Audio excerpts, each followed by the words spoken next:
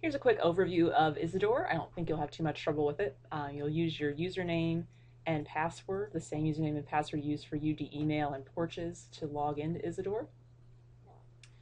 And then if you have more than one site here, make sure that you're selecting the legislation one.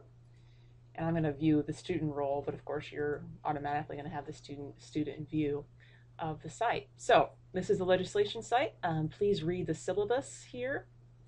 This course, as the site itself explains, is a little bit unusual. It's focusing on the process of statutory interpretation. So it's a little bit meta. We're reading cases not to learn the substantive law of the cases, but to observe how the judges go about the process of interpreting a statute. So it's a little bit different, a little strange, but actually a lot of fun once you get that different orientation kind of under your belt.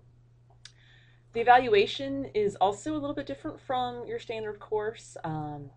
Calculating your grade, 60% of it is the final, but then we'll also have written assignments, and you can go ahead and look through the site and see how those work. This is the point value for the written assignments. And then I'll also be giving a 10% of your grade for your contributions in class as well as on forums here in Isidore. And so that the explanation of that is here in the syllabus as well. And please also note the class attendance policy. It's a little bit stricter this year. I'm going to reduce grades for classes missed beyond 4 classes. So take note of those things. All right, so that's the syllabus. That you can read that on your own. You'll note that the syllabus doesn't actually have any assignments on it because all of the assignments are listed here under course modules. And so this really functions as the assignment part of the syllabus. It's all right here in Isidore.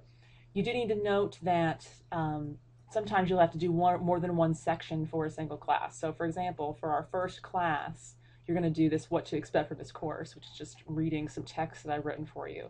And then you will also need to come back and do a snapshot of legislative process, which is a more standard assignment, which is going to include reading from the case book as well as thinking through what I've asked you to think about here in the text that I provide.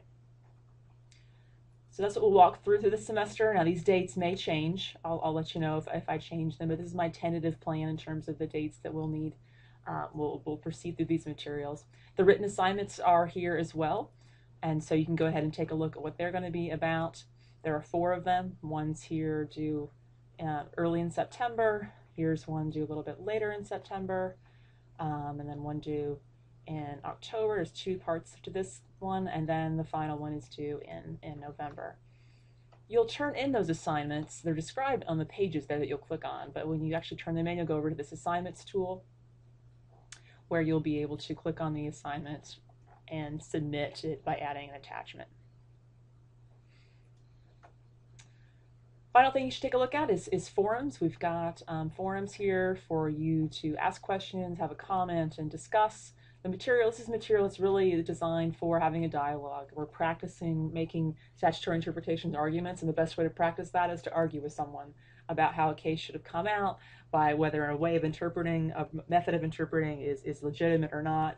There are always pros and cons to every type of interpretive evidence, every type of interpretive argument. And so the real kind of work of the course is actually just having those conversations and practicing those interpretive debates. And so we can do that face-to-face in class, or you can also do it here on the forum. So if you're not comfortable talking a lot in class, you can get your contribution points by doing it here on the forum.